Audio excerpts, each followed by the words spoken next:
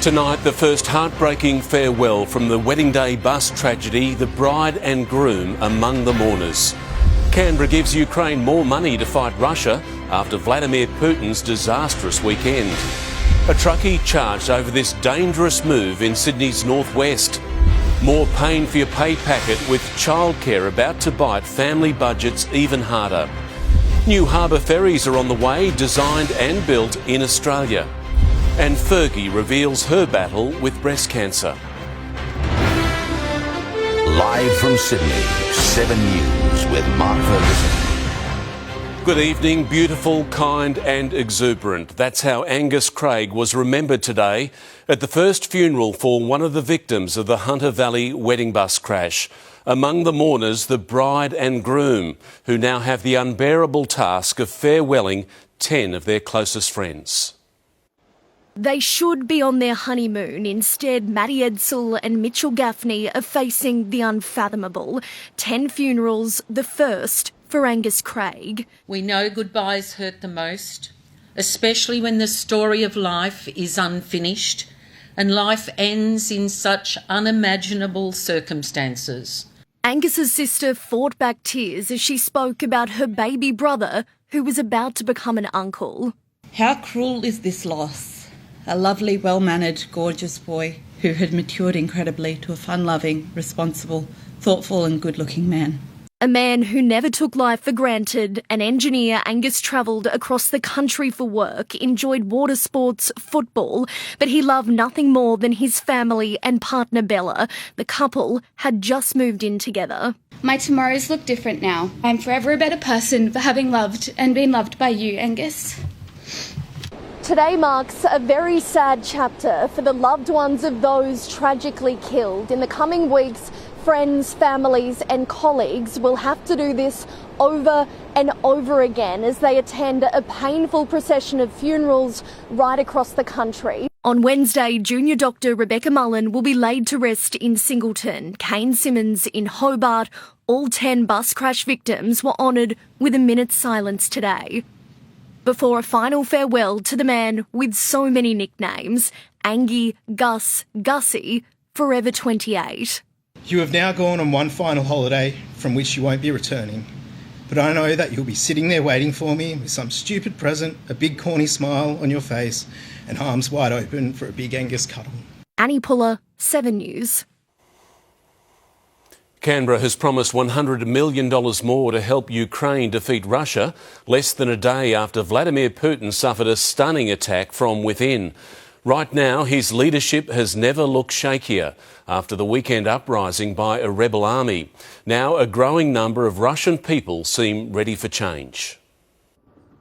A picture of the conflict that could have been. Chechen soldiers who'd raced from the Ukraine front line to defend Vladimir Putin from the advancing Wagner mercenaries. No one thinks this Russian drama is over. I don't want to speculate on it, but I don't think we've seen the final act. Wagner's 25,000 troops had come within 200 kilometres of Moscow before leader Yevgeny Prigozhin called off the coup, fleeing into exile in neighbouring Belarus. He didn't look like a defeated general. These scenes will worry Putin. Civilians openly celebrating the insurrection. And here, rare media criticism. This is a serious blow to the authority of the country. Echoed by these soldiers of the Storm Z unit. Angry, the mutiny is over. Many saying this marks the beginning of the end for Putin and uncertain times for nuclear Russia. What the West doesn't want is complete chaos and a breakdown of law and order. For Ukraine, though, the disarray provides advantage. This begins to open some doors of opportunity. Today, the Australian government committed another $110 million. And we'll continue to engage with Ukraine for as long as it takes. But still none of the off-road armoured Hawkeye vehicles they've been chasing. This has taken too long and is too little. Ukraine's advances now will only contribute to destabilising Putin, the once bare-chested Russian strongman, increasingly looking like the emperor with no clothes. Chris Reason, 7 News. And Tim Lester joins me now live from Washington. Tim, what does America think Vladimir Putin will do next? Well, Mark, we certainly weren't getting clues from Putin himself in the day after the attempted coup because he was completely out of sight. But America asking a number of questions, in particular, how will he deal with Yevgeny Prigozhin, the leader of the coup, but also the leader of that military force that's been fighting Putin's wars around the world and certainly in Ukraine to good effect. Some believe Prigozhin will be shot in coming months or killed somehow on Putin's orders. Others say no, he's been too valuable. Putin will seek to re-engage him. There's a big question about how Vladimir Putin deals with his military leaders. The military utterly ineffective as the 24-hour coup was taking place. It's not even clear many of the lower down military leaders were following orders. So does Putin sack his military leaders? Who knows? Well, going forward, America's sure of one thing. While they want him to lose in Ukraine, they may not want him to lose altogether because they don't want an unstable Russia. Mark. Tim Lester with the latest from Washington, D.C. Thank you. A row between Russia and Canberra has come to an abrupt end. A Russian diplomat who had been squatting has now left the site of Moscow's planned embassy after a High Court ruling. Earlier this month, the federal government passed legislation terminating Russia's lease on the land near Parliament due to national security concerns. Russia argued the law was unconstitutional, but the case was dismissed. Australia supports the law. Russia hasn't been real good at upholding the law in recent times. No decision has been made on the future use of the land. Shocking dashcam video has led to a man's arrest after he was caught driving his dump truck on the wrong side of the road, narrowly missing an oncoming car. The suspect has appeared in court, police claiming he's tested positive to drugs. In a high-vis hoodie, trying to keep a low profile. Mr Mockbell, you're facing some really serious allegations. Coda Mockbell's accused of being behind the wheel of this truck at Old Northern Road in Glenorrhea on Friday, seen crossing double lines, illegally overtaking cars and almost colliding head-on with an SUV which was forced off the road. How would you rate yourself as a driver, mate? It's just horrendously dangerous and actually catastrophic to think of what could potentially have gone wrong in this case. This morning, police tracked down the landscaping business Mockbell was driving for. And everyone in management turned around and went, oh my God. But it was just insanity to do it in that way. I don't think it was right and I won't condone it. I think it's terrible. Police will allege he was driving on a Victorian driver's licence and potentially high. For having cocaine in his system and the dangerous driving, Mockbell's licence was suspended for a fortnight. But under his bail conditions, he won't be able to sit in the driver's seat of any motor vehicle until at least his next court date. He'll face several charges in Parramatta Court at the end of July and for now has no job to hurry back to. You in a rush or something, mate? Tom Hartley, 7 News. New data shows some of Australia's lowest income earners are going further backwards in terms of income versus expenses. Even worse if they're single parents with childcare fees tipped to increase, while economists warn of further interest rate rises. Would you like to give me another piece over there? In demand and coming at an increasing cost if you can get a place. This is a time like no other in terms of the need for educators. We've had to cap enrolments at many services across the country. Operators warning a future wage rise would attract more staff but also cost parents more. The Childcare Alliance suggests a 25% pay rise would mean an 18% fee rise after subsidies. That's $34 a week more for a low-income single parent. Unless there's some government support, there would very clearly be an impact on families. Calling for taxpayers to foot a potentially multi-billion-dollar bill for the wage rise, parent advocates agree. Parents in Australia already pay some of the most expensive fees in the world for early education, and it is simply not sustainable for parents to be paying substantially more. As the growing pain from soaring living costs hits the lowest paid workers even harder, Anglicare says a single person full-time on the minimum wage now only has $67 left after basic weekly expenses. Alarmingly, when we look at a single parent with one child, they are going backward by $180 each and every week. What everyone wants to see go backwards is inflation, but market experts believe the latest figure this week won't be good news. Basically what's saying is they'll come out eventually and say inflation's not slowing as much as we want. We want some more insurance. And that means more interest rate rises as early as next week. Paul Kadak, 7 News. Customers of Australia's biggest bank have been blocked from their accounts. Amy Clements has the latest on the Commonwealth Bank outage. Amy, many couldn't access their money for hours. Yes, Mark, and there are still delays tonight. Thousands of people reported this problem by 9 o'clock this morning, but those services only started to be restored by 4 p.m. The CommBank app and online net bank were down, meaning that people couldn't direct debit or transfer money. The CommBank call centres were inundated with frustrated customers. Some left stranded at shops, unable to pay for things like fuel and groceries. The bank has apologised but said there still could be further delays to payments this evening as those services are brought back online. Mark, they do know what caused the problem, but no details have been released yet. OK, Amy, thank you. Cracks have appeared in one of Sydney's most infamous underworld families after warring factions of the Alameddine clan went head-to-head in a wild brawl at Westfield. Police have arrested all 6 men involved during a spate of dawn raids. A fright in the night. Police! Search warrant! Open the door! After a brawl at the mall. Acted like animals in a very busy shopping centre. Middle-aged men wearing handcuffs and brand names walked one by one from a western suburbs home. Inside, cash, $30,000 worth. Outside, pistols, 2 of them. They're all very well known to us. They're all either associates or related to a serious organised criminal network. That network, Sydney's Alameddine crime clan, where Kingpin Rafat recently left for Lebanon, and the cracks are beginning to show.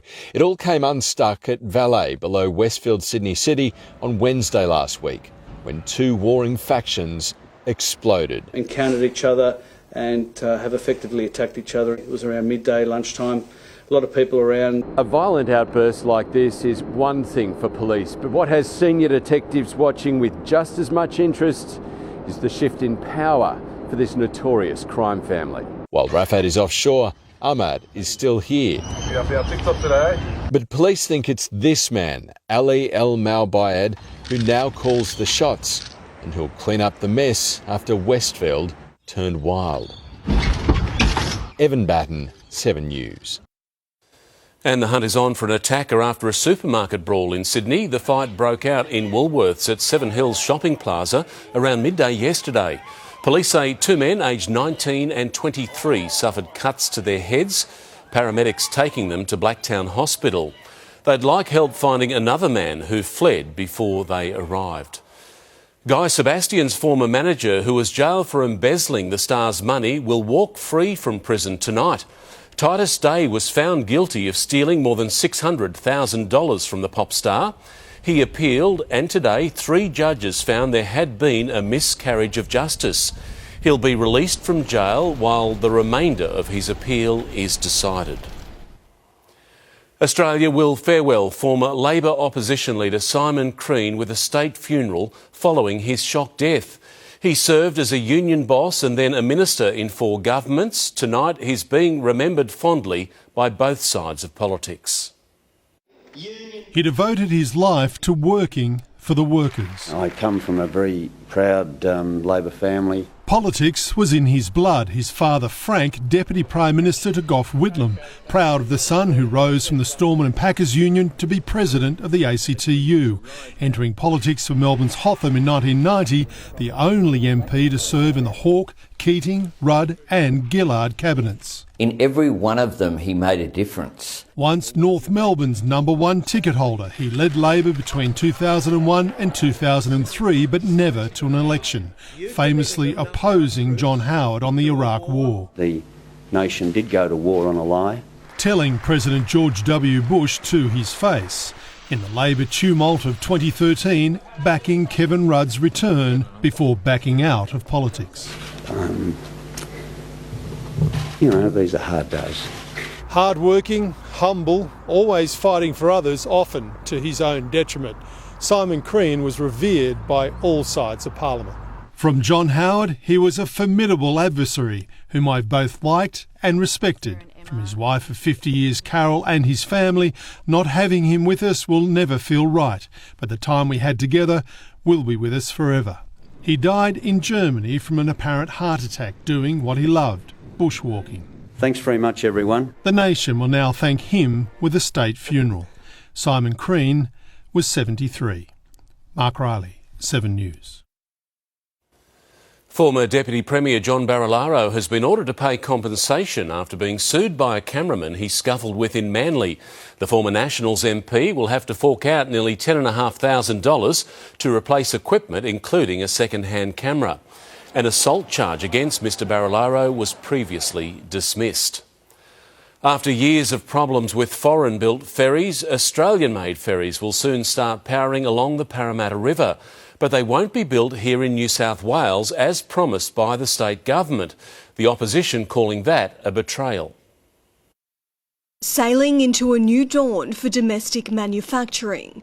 Get used to it, my friend. The Premier announces the new Parramatta ferries will be built down under. Australian-built ferries, Australian-built know-how. $49 million will be spent on 7 new vessels to replace the Rivercat fleet, which has serviced the Parramatta River since 1992, while 10 Indonesian-built River-class ferries will stay in service despite being dogged by defects. We've been going through a process of dealing with cheap, nasty, foreign-built vessels. The new ferries will be 40% more fuel efficient and can be converted to hybrid or electric power, designed on the northern beaches but built in Tasmania. They promised these would be made in New South Wales. There was no tender from a New South Wales firm. As the Premier was focused on Sydney's transport network today, the Nationals were accusing Labor of abandoning the regions, launching a pre-budget campaign to save the regional seniors travel card.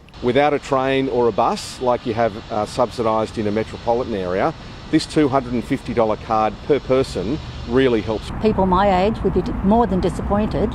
It would be a shame. The Premier says it's a shame the previous government didn't fully fund it. It's very difficult to cut a program that didn't exist in the first place. Amelia Brace, 7 News. Sarah, the Duchess of York, has been diagnosed with breast cancer. She's told how a checkup, after being encouraged by her sister in Australia, led to a shock discovery. Tonight she's said to be recovering from successful surgery. Sarah Ferguson on 7 Sunrise just a fortnight ago. Hello to all those lovely people in Australia. And now in recovery after being treated for cancer, opening up on a podcast released just hours ago. I'm taking this as a real gift to me to change my life. The Duchess of York underwent surgery at London's King Edward VII's Hospital, her representative saying an early form of breast cancer was detected at a routine mammogram screening. Fergie's surgery described as successful. Her dad survived prostate cancer. His memory, his message, never leaving her mind. And I'm so glad that Dad did talk about it, so I went and got checked. Prince Andrew's former wife still lives with the Duke of York at Royal Lodge on the Windsor estate. Their eldest daughter, Princess Beatrice, attended Royal Ascot this week, giving few signs of any concern. The Duchess is said to be thankful medical staff picked up the cancer, her prognosis described as good. After several days in hospital here, she is now symptom-free and recovering at Windsor with her family. I'm going to go out there and get super fit and super well, super strong. And I want to, if I have to shout about this from the top of the mountains, then I'll shout about it. In London, Hugh Whitfield, 7 News. Time to check the forecast now, and it's welcome back to Angie Asimus. Angie, it's been a blustery day. Thanks very much, Mark. I love what you've done with the place. sports. Now, it's certainly been icy out in those winds today. A severe weather warning for damaging gusts is in place. It stretches from the central tablelands right down to the south coast. Among the most intense speeds, 93 kilometres per hour at Bellambi, 74 k's at the airport and 69 at Camden. Officially, temperatures were actually above average in the CBD with the top of 19 degrees. However, out in that breeze, didn't feel any warmer than 13 all day. That system is cold enough to produce snow on the ski fields, a top of -2 at Thredbo today. Those strong west-northwesterly winds are pushing towards us from a deep low near Tasmania. They are going to ease late tonight, though. Your more settled Tuesday forecast coming up soon, Mark. See you then, Angie. Thank you. A killer behind bars convicted again over a brutal assault. After the break, a sandwich press sent flying before a beating caught on camera. The moment a giant twister roared to life, destroying homes in its path. The big problem that's seen thousands of cars recalled. Using the earth to heat your home and save your money, that's later. And a freak storm sweeps cruise passengers off their feet.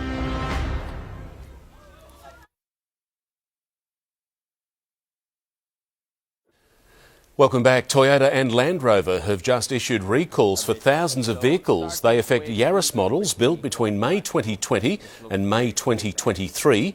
Toyota wants drivers to contact their local dealership to have the suspension problem fixed.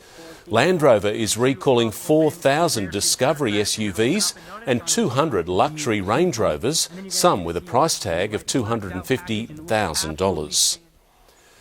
A convicted killer already serving up to 24 years behind bars has been convicted again for assaulting a fellow inmate. He took part in a savage prison brawl, his role clearly captured by security cameras. 7 News obtaining those exclusive pictures. It is a brawl between inmates, a murderer standing among them. Sateki Siali watches on as a man is bashed unconscious. It started outside cell 505 at Kempsey Jail. Peter Abdul-Masih threw the first jab, but he's dragged away by his ponytail. He manages to escape. His attacker throws a sandwich press with no prospect of catching up. That's when Sateki Siali enters the picture. He claims he tried to stop the fight. Siali does not let him get past. He held him back. He is anything but frightened or frozen. He is calm and in control. The victim, who was left unconscious, suffered a fractured nose and dislocated jaw. Judge Gina O'Rourke took an hour to deliver her judgment, finding him guilty for his involvement in the brawl. After she had left the courtroom, Sateki Siali looked at the police officer in charge and called him a dog. He has a disdain for police after they arrested him for killing his neighbour Kelly Ventigado with a beer bottle. Sateki Siali will now be jailed for even longer. But what is extra time when you're already spending 24 years in jail? Leonie Ryan, 7 News. A deadly storm has swept across the US state of Indiana, where one tornado could be seen gathering power as it ripped through a neighbourhood, hurling debris into the air. Homes were damaged, some destroyed, and hundreds of thousands of households were left without power. At least one person was killed and another injured as the winds tore apart buildings and tennis ball-sized hail lashed much of the state. An intense storm has sparked chaos and panic on a cruise ship. Deck chairs were sent flying with passengers swept off their feet on board the Independence of the Seas off Florida. A falling piece of furniture wiped out a baby stroller. Luckily, the child was being held by its mother. It was all over in a matter of minutes. Royal Caribbean says there were no serious injuries. An early blow for supporters of The Voice months out from the referendum. Up next, the polling numbers predicting a win for the no vote. A $10 million boost to support new parents. Qantas credit and double the points, the new post-COVID incentive. New rules about who can give blood and donations are set to soar. And ahead in sport, the Dragons reject Ben Hunt's release request, so where to now for the disgruntled skipper?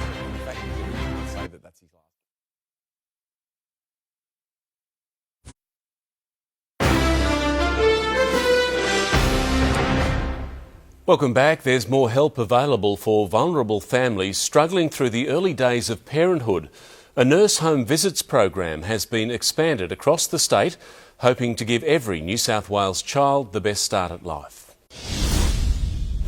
When Victoria Thorpe welcomed her first child, Nurse Jo became part of her village. I can literally text her and be like, I haven't slept in 2 weeks, and she will come around with some self-settling tips to help me get him to bed. The pair connected through a free state government program that offers vulnerable families home visits from a range of healthcare professionals. All designed to provide that critical support to a family and a young child as they progress through those first 2,000 days. Today, the government announced a $10.3 million expansion of the Sustaining New South Wales Families program to the Hunter, New England district on the Mid-North Coast, Murrumbidgee, the Nepean Blue Mountains, southern New South Wales, out west and northern Sydney. We can step in and we can look for, vulnerabilities and issues that they might be having. Early intervention programs like this don't only set up a child for success. They also protect the state's health system from having to deal with potentially more complex and expensive health challenges later in a child's life. Healthy and strong families result in a strong community. Jodie Lee, 7 News. If the referendum for an Indigenous voice to Parliament were held on the weekend, it would fail. For the first time, an opinion poll shows a majority of Australians now oppose the plan. But the PM says there's still time to turn that around. Like the Aussies at the Ashes last week, Prime Minister Anthony Albanese is confident support for the voice will bounce back. You also can't win the Ashes if you're 9 wickets down and 100 to chase. They may well get the runs, as we all discovered. The latest news poll shows that for the first time, more people oppose the voice to Parliament than support it, 47 to 43%. Around the country, only New South Wales and Victoria have a majority in favour. Queensland and Western Australia way behind. The ballot is not this Saturday. We've got to explain what it's about. We'll continue to do so. But he acknowledges it won't be easy. The success rate is something like 8 out of 48. Opposition leader Peter Dutton once again called on the Prime Minister to cancel the referendum. The Australian public is not ready for the voice because the Prime Minister hasn't given them the detail.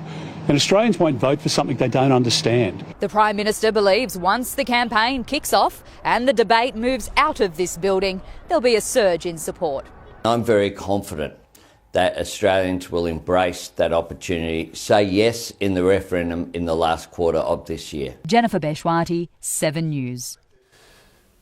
There's a new incentive for Qantas customers to cash in their unused COVID travel credits. The airline giant says $400 million worth are up for grabs, but the clock is ticking. 3 years after COVID wreaked havoc at airports, Qantas is making it easier for passengers to claim back what they're owed. Today's announcement is a good one. It's a step in the right direction that will make it much easier for travellers to access those credits. It probably should have happened a little bit earlier. The airline has been under pressure from the ACCC after a barrage of complaints from customers who couldn't redeem their credits. $2 billion worth was issued by the airline when borders slammed shut. $400 million still hasn't been claimed, and they'll all expire in December. But in a positive move for customers, Qantas has launched a new tool, Find My Credit, helping people work out what they're owed. And they're offering double frequent flyer points to anyone who uses them before the end of July. So it's really critical that if you think you've got a refund, quickly check on the Qantas.com website, speak to your ATAS travel advisor and your travel professional. Many customers might not realise they're entitled to a full refund. Qantas says 80% of those with COVID credits can claim one. That's $320 million that could be transferred straight back into bank accounts. Refunds aren't being processed online. Instead, customers are required to pick up the phone. Christy Cooper, 7 News. Donations of blood are expected to surge after a rule change allowing Australians with tattoos to help out earlier. From today, anyone getting fresh ink from a licensed tattoo parlour will only have to wait a week before donating, rather than the 4 months under the old rules.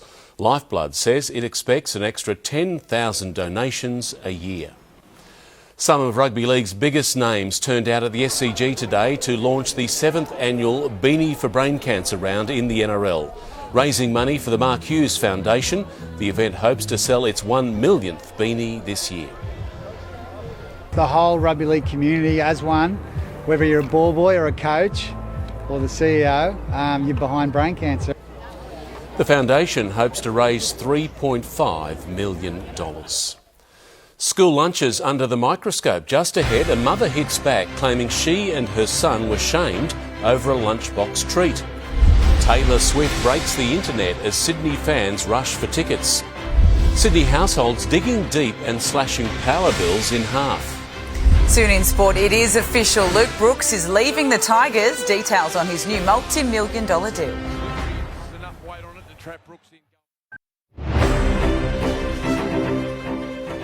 Welcome back. A young mother has revealed how her 5-year-old was shamed at school for an unhealthy lunchbox.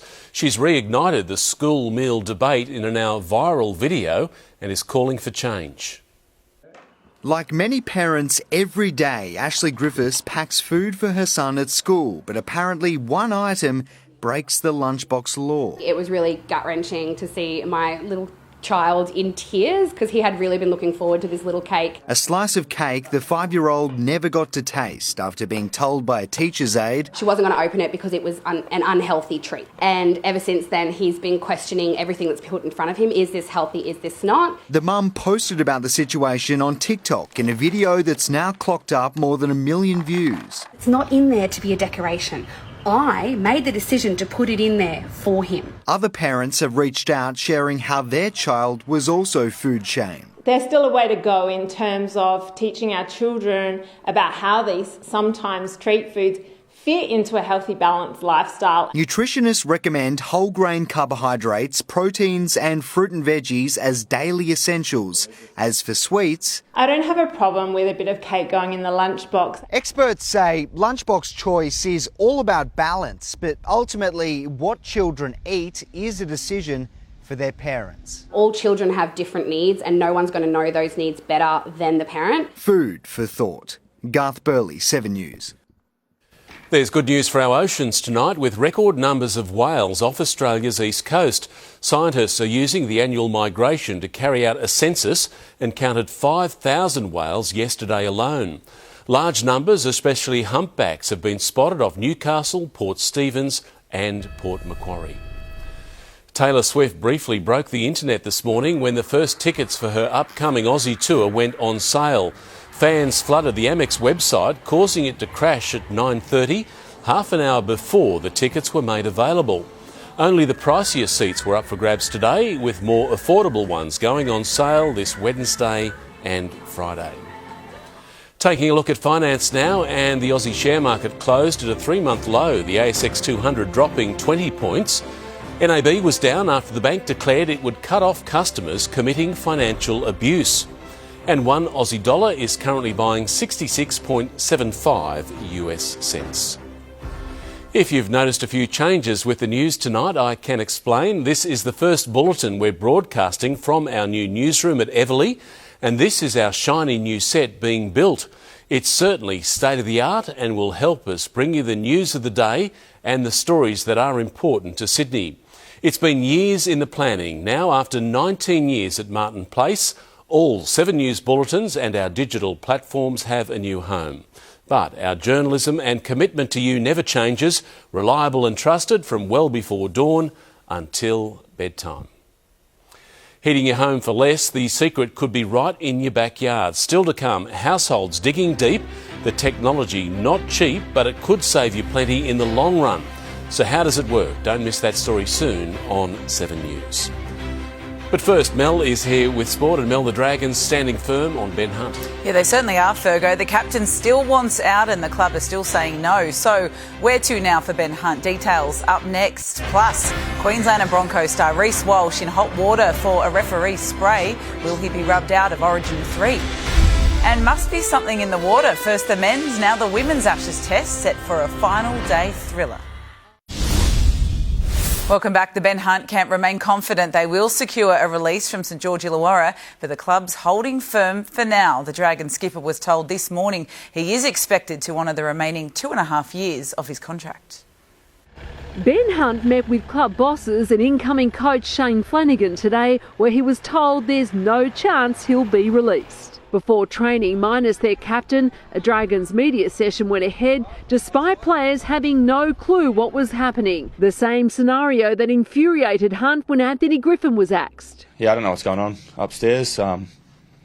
Obviously a big part of the club, and we sad to see him leave. Yeah, I haven't had any conversations with him about it, but I hope he gets it sorted. From Chief Executive Ryan Webb, the club listened to Ben's concerns and is committed to working with him throughout the remainder of his playing contract. Hunt says, "I appreciated the open and honest discussion and will continue to work alongside the club and now focus on our game against the Sharks this Thursday night." Outside the Ben Hunt saga, the player market is in overdrive tonight. Manly has signed veteran West Tigers star Luke Brooks on a 4-year deal alongside Tommy Talal and Jackson Paulo. This is something that we want reform in and we want to become more professional about. The NRL boss admits seeing Hunt agitate for a release to take up a short-term deal with the Broncos is a bad look. I do believe it is. I don't think that this is what fans want. I don't think we should be talking about transfers in the middle of the season. Abdo was speaking at the launch of the 7th annual Beanies for Brain Cancer round. Michelle Bishop, 7 News. A contrary conduct charge threatens to rub Reece Walsh out of Queensland's quest for an Origin clean sweep. The star Bronco will front the judiciary tomorrow night after a direct referral accused of directing vile abuse at referee Chris Butler. Obstruction.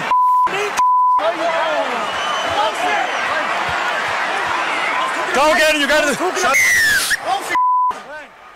Walsh says he wasn't swearing at the ref. A ban of 2 games or more will rule the young gun out of Origin 3. Well, it goes from bad to worse for the Roosters. Angus Crichton will miss a month with a knee injury. Sitili Tupouniua faces season-ending neck surgery. James Tedesco put last night's loss to the Raiders squarely on his shoulders, failing to defuse 2 first-half bombs that led to tries. We've got to be better there. We've got to be confident going up and taking it. So those 2 tries cost us in the end. Yeah, I think that's harsh. You know, Teddy's got the best defusal rates of fullbacks over year on year. Canberra held off a fight back to win 20-18, but Josh Papali'i injured his hamstring. Well, the ladder stays so bunched after 17 rounds. Only 3 wins split the first-place Panthers to the Roosters in 12th. Only the bottom 4 look right out of the race. Australia need 5 wickets for their first Test match victory in 8 years, thanks to the long overdue extension to a 5th day for the first time. After Beth Mooney's 85, Australia collapsed to set England a total of 258 at Trent Bridge. England flew to none for 55 before Ash Gardner removed Tammy Beaumont for 22, her first of 3 victims. The hosts are 5 for 116, needing another 152 to win. You could almost say they deserve it. For putting on the 5th day for us, because it's created a pretty exciting contest. Well, pressure's on Cricket Australia to follow the lead with 5-day tests and many more of them. Marnus Labuschagne returns to Lords with a plan to combat Stuart Broad's new outswinger. He made a duck and 13 in the first test, dropping from world number 1 to 3. It's not something that I'm going to overthink, but it's certainly something that I hold myself to a much higher standard than those 2 dismissals. He shrugged off a blow to the finger in the nets. Labuschagne's averaged almost 60 with 10 tons since making his name as Test cricket's first sub 4 years ago. Who could forget? Carlos Alcaraz goes to Wimbledon as world number 1, and Alex de Minaur takes great heart from going toe-to-toe with the Spanish 20-year-old in the Queen's Club final. The Aussie number 1 lost 6-4, 6-4. How calm I've been on the court, and when I'm in that kind of mindset and attitude, I can beat anyone, and even if things don't go my way, I'm content. De Minaur booked a top 16 seeding for Wimbledon and says he can beat anyone. And a chilly morning to strut your stuff at Bondi Icebergs, but Australian Water Polo celebrated a 5-year major sponsorship deal to heat up the Stingers and Sharks on the way to Brisbane 2032. It's really important to get us out there, get some international exposure and just being able to allow us to compete at the highest level. Yeah, their last Olympic medal was bronze in 2012. It is great news, Fergo. We all remember Sydney 2000 and that gold medal. Good times. Good times. Those European teams are very tough to beat. It'll be brutal competition. Thanks, Will. Thanks. The answer to slashing the cost of your power bill this winter might lie deep beneath the ground. Geothermal energy has been used for thousands of years, but has only recently taken off in Australia, with some residents in New South Wales already reaping the rewards. This winter, at the Fairwater Estate in Blacktown, homes are being heated from the ground up. The infrastructure that you put into place is much more efficient when you can do it at scale. Geothermal heating and air conditioning, a cheaper alternative as electricity prices soar. It works. Just tapping into the air that's already in the ground. We have got a pretty good aircon. We haven't had any problems. The technology isn't new. In fact, Iceland has been using geothermal heating for more than 100 years. Today, almost all of Iceland's electricity is produced by renewable energy, geothermal heating warming 90% of homes. In a country that we are afforded so many resources, we should be able to run our homes at far cheaper than what we are. But it's not cheap to set up. A standard installation costing between $120,000 and $180,000. I think it's something that the government should look at legislating for all new homes. The rewards reaped after a big upfront spend. Geothermal providers say it can cut power bills by 50%. Just 1 kilowatt of electricity generating up to 7 kilowatts of geothermal energy. The benefits of geothermal, without a doubt, is the cost factor. Isabel Mullen, 7 News. Now Angie's back with the forecast. Ange, a more settled day tomorrow. Will be, Mark. Those gusty winds should ease with some more sunshine ahead of a grey change about midweek. Details next. Tonight, a quiet but important advancement in how patients access a cancer-fighting drug, improving chances of survival. I'll speak to the professor who fought for the change. Plus, have we seen the last of the Wagner boss, or was his mercenary march the start of something bigger? We'll ask an expert. The latest from 7 News at 11. In 7 News, DIY skin treatments more popular than ever across Sydney as we look to save money. Gave me a bit of a scare, to be honest. But they come with a warning, the hidden dangers. My skin got so bad. Plus the new rules for cosmetic treatments. 7 News at 6. Tonight, 7 News headlines. The first funeral for the Hunter Valley bus crash victims has been held. Newlyweds Matty Edsel and Mitchell Gaffney there to farewell their friend Angus Craig. Commonwealth Bank customers are still experiencing issues tonight after online banking crashed this morning. A Sydney truckie has been charged with dangerous driving, dashcam video leading to his arrest. And Guy Sebastian's former manager Titus Day will walk free from prison after appealing his embezzlement conviction. Now here's Angie with Sydney's weather. Thank you very much, Mark. It was icy out in those winds today. West norwesterlies gusted well above 70 kilometres per hour. That was right across the metro region. So while our top was officially 19 degrees, out in the elements it felt much closer to just 13. There was very little variation in temperature across the suburbs. 18 the maximum at Terry Hills, 19 for Liverpool, 20 at North Head, Mascot and Cronulla. That was about the warmest of it. And Katoomba managed just 8.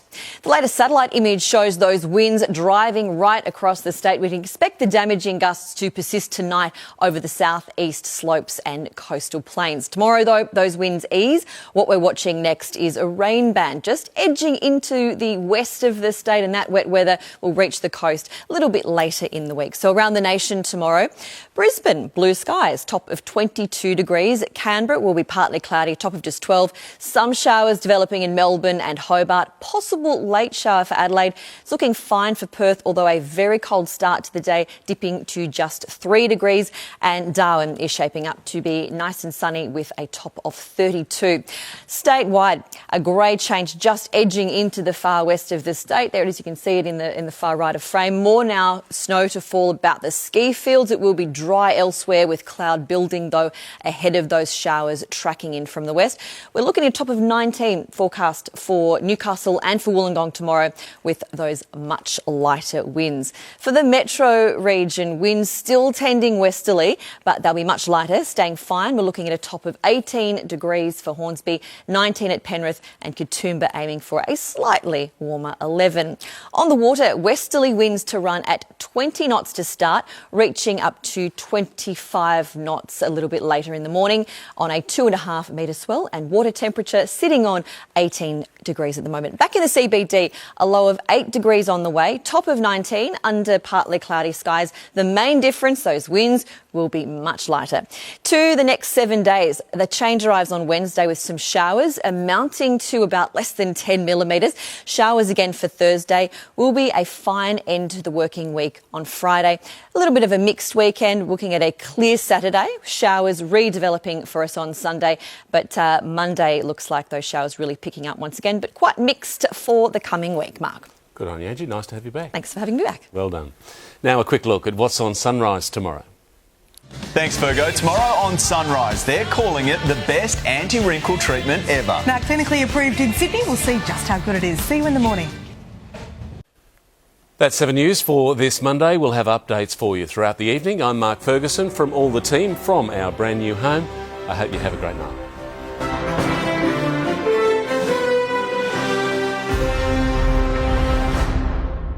Stream 7 News anytime, live and on demand on 7 Plus. And with 7news.com.au, you'll know the news now.